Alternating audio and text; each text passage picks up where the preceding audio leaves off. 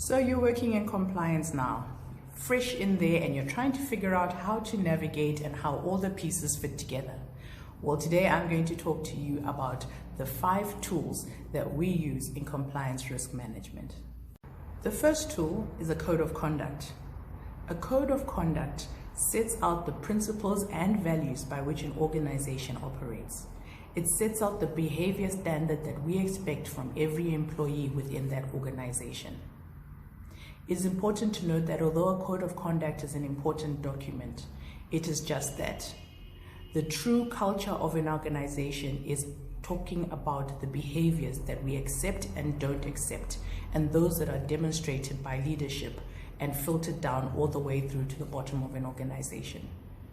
A code of conduct will typically cover situations such as how to manage conflicts of interest, social media use, how to respect individuals within the organizations, how we treat one another and our other stakeholders, diversity and inclusion, and various other subject matters. But ultimately, the culture of an organization can be properly documented in a code of conduct, but must be demonstrated in the behaviors. Now let's talk about policies and procedures.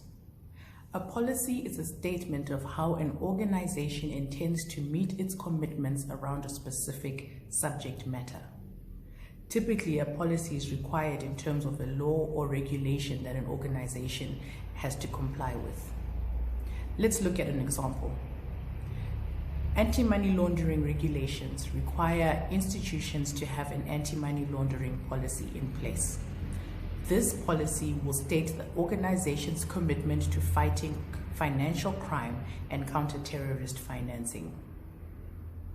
The policy is a high-level documentation of its commitment and the requirements for its employees to meet around this issue. When we talk to procedures, this is how the specific commitment will be operationalized in an organization. So the specific processes and steps that need to be followed in different areas of the business to ensure that those commitments to comply with the law are actually being undertaken on the ground on a day-to-day basis. The third tool is compliance training and awareness.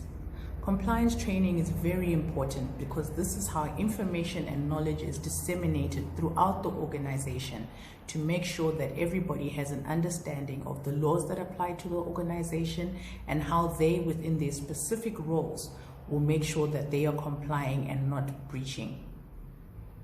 Compliance training can be delivered face-to-face, online, or awareness initiatives that just spread information throughout the organization. It should typically take a risk-based approach, which means you look at the risk profile of the organization and determine which areas need to receive what kind of training. There is training that will be organization-wide, such as code of conduct, because that applies to all employees across the board. Compliance training is a very important tool in risk management as it informs and empowers people to make decisions that are aligned with the rules, laws, and policies of an organization. The fourth tool that I want to speak to you about is the Compliance Risk Management Plan, short the CRMP. This involves the identification of all the laws and regulations and business standards and codes that apply to an organization, and these are cataloged and categorized in a risk universe.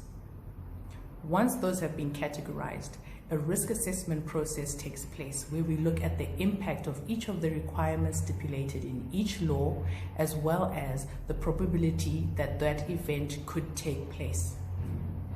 We look at the adequacy and effectiveness of the control environment that applies and make sure that we are monitoring and testing on a regular basis depending on the risk rating and risk profile of a specific area and requirement, and ensuring that the controls remain adequate and suitable.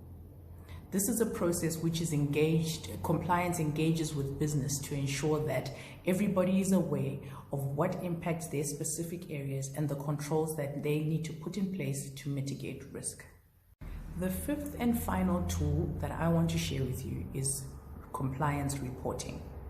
Compliance reporting is very important because it makes sure that all stakeholders have line of sight into the compliance risk management process. The organization needs to understand what is going right, what is going wrong, and as owners of that risk, how they need to act in order to remediate any issues that have been identified. We report into EXCO, the board, and any other internal stakeholders and provide information to them, such as internal audit, who have an interest in the results of things such as compliance testing. Externally, we report to regulators. This ensures that the regulator also has line of sight into the compliance status of an organization and is able to highlight and address issues and concerns with the organization on a timely basis. It is imperative that reports are accurate and reliable to ensure that all stakeholders can rely on the information presented and not be caught unawares by any unexpected issues. I hope you found this short video on the tools we use in compliance risk management helpful.